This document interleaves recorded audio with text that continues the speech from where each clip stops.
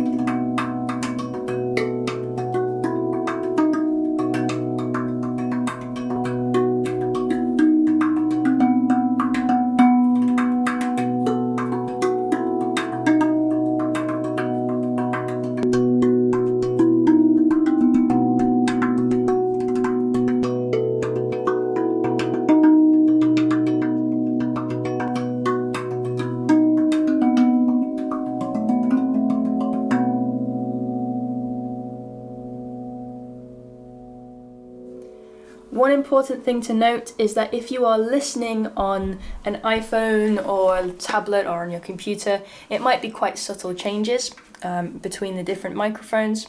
As well, I am working here in a completely untreated room. I have blank, bare walls, I have traffic outside the window. So if you wanted to dive in and create something and record something professionally, what I would recommend is to find a space that doesn't have traffic or record at night, and just surround yourself with soft furnishings, padding on the wall, wall hangings, that kind of thing, just to kind of, get rid of the room echo. But this is just a quick demo to show you what the difference is between these mics, and you'd be surprised, even the cheapest ones, that like the Zoom H1, still pack a good punch. So yeah, let me know what you think in the comments to those different microphones. Let me know what you end up deciding on. But let's go deeper into what all of these mics can do and what might be good for you. First things first, the way that I like to record in my little studio space, what I like to do if I'm trying to get a nice kind of panned sound, so stereo sound, meaning when I strike the left hand side of the instrument, your left ear hears it, your right ear hears it, is I use these microphones. These ones are Octava MK somethings. The important thing to know about these is that they are small diaphragm condenser microphones. You can get much cheaper versions of these. A good example is the Rode NT5s. Those are really popular amongst RAV and Handpan players. Those are ones that I would recommend, the Rode NT5s. I've got basically a more expensive version of that, essentially. So I've got a pair of those, a stereo pair of those, and the way that I like to set them up is like this. Because the sound comes out of the top of the instrument, I will place the mics above the instrument. It's as simple as that, really. It is kind of just a matter of common sense. Now, if I were to really go for it, if I wanted a truly accurate sound, I would measure the distance between the head of these microphones and the top of the drum to make sure that it is exactly the same on both. But for now, I'm just going to roughly eyeball it. I like to have the mics at about shoulder height. That's kind of how I tend to measure it. It looks a little bit different on the camera, but from the angle that I'm at, because the angles are a bit funny. This is roughly shoulder height, maybe even ever so slightly lower, but not too much, because the RAV sound is so overwhelming, it's so overpowering, so many different kind of mid-range frequencies flying around, all of those wonderful, luscious harmonics, that long sustain. I don't want to overdo it too much. So this is how I like to do it. We're kind of above the instrument, but at a decent space away so that I'm both getting the pure sound of the instrument itself and a little bit of that reverberation and that new room noise, just to give it that extra bit of warmth, that realness to it. Now, often I have another microphone. The microphone that you're hearing right now is just out of shot, just above the camera here, but closer to me than the camera. And I will also use that to get a further range, a wider sound of that more room sound. And in that case, I can maybe bring the microphones a little bit lower as well. So I've got that immediate sound of the instrument and then that further away room sound as well. This is how I would mic it in a studio situation. The cables and everything that I'm using and how I'm hooking it up to the computer is, these are XLR cables. They look like this. They have one end that looks like this. Block my face so you can see it. And you just kind of clip it into the microphone like so. And then the other end, it looks like this. Okay, so that's the male end of it. And this end goes into an interface that then can plug into your computer via USB.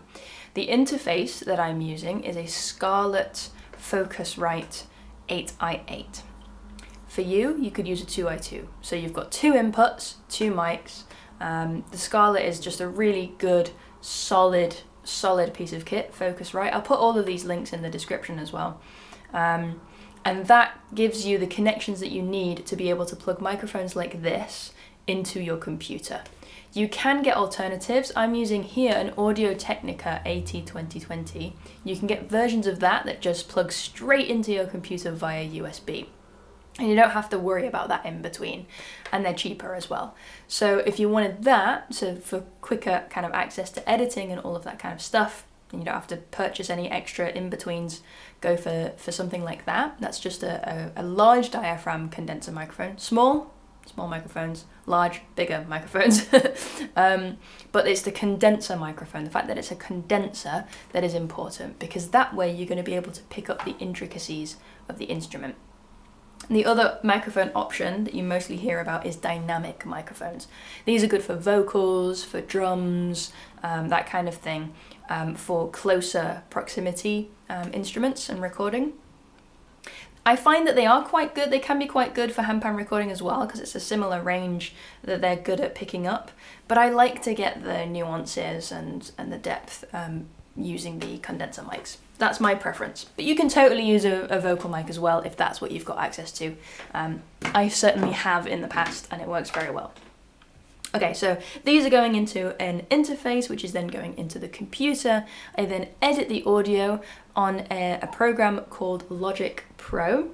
Logic Pro is a digital audio workstation, a DAW. You might see that DAW, you might see that floating around on the internet a lot. Other examples of digital audio workstations include Reaper, BandLab is a good free one, GarageBand is also a good free one. Yeah, there are lots out there, FL Studios, there are many that you can choose from. The one that I choose to use is Logic. Another really popular one is Ableton, you might have heard about that as well. So we plug those microphones into the interface, we can then record into the DAW, and then we have our files. And that's where we do the editing and then attach it to the videos and upload. If you don't want to mess about with all of that nonsense, there are a couple of other things that you could use. So I used to use this a lot. This is a Zoom H4n Pro. This also works as an interface. So if you've got these two microphones, you can plug that other end that I just showed to you, this end, into here, and you can skip the need for a computer. You can plug both of those mics in here, switch on the phantom power because they need phantom power to work, and then press record, and you can record 2 tracks on this and take the SD card out, and you've got it on your SD card. So you could do all of that kind of on the road if you're away from a laptop or whatever. But I never did this. I never used all of the features of this. This is a fully functional 4-track recorder. You can record 4 tracks onto it. You can do all sorts with it. I just used it for these microphones here on the top. These are great. These are 2 little XY condenser microphones that, because of the positioning, are really good, really handy for recording RAVs, for recording handpans. And the way that I would position this, again, is I want to get as much of that top-down action, because a lot of the sound is coming from the top. So I would position it kind of like this, facing down towards the instrument like so. To do that, I might use something like this. This is just a little kind of GorillaPod tripod for cameras, but the handy thing about these zooms is that they've got a little thing, connector thing, so you can actually attach it. Put it to a desk, on a desk or something like so, point it down towards your instrument, and voila, you can record your RAV. This is also kind of bulky and heavy, and I do a lot of traveling, so I ended up downsizing to a cheaper version, but still just as good, to this, Zoom H1.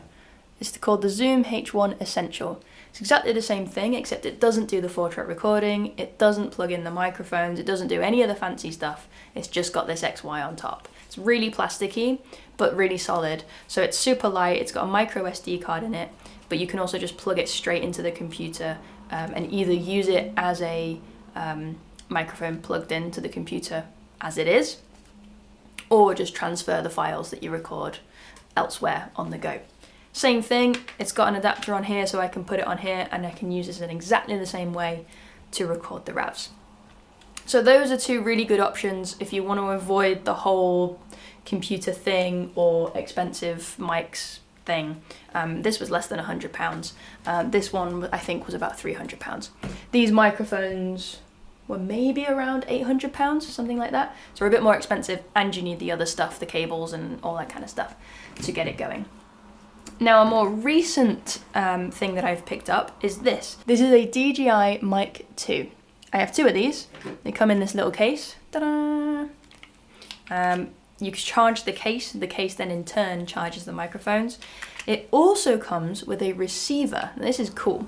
The receiver you can plug straight into your phone, your smartphone. So if you're on the road recording like shorts and reels and TikToks and that kind of thing, you can just plug the receiver into one end, put the microphone on you, and record that way. And the great thing is that if you're attaching to the microphone to yourself, you are above the instrument. So you're still getting kind of that same angle, you're still getting that nice quality recording. So what I like to do is make sure that the microphone part is actually facing down. Now the trouble is that the clip for it would make it face upwards if you were to clip it to yourself, because obviously it's designed for YouTubers, for travel YouTubers, for interviews, this kind of thing, for the voice. But it comes with a handy magnet, so the clip is also magnetized, so you can just put the magnet inside your shirt, pop it on like so with the mic facing down, and then it's facing towards the instrument. You could even have two. I've recorded before wearing a hat with two of them tucked into my hat so that I've got that stereo sound.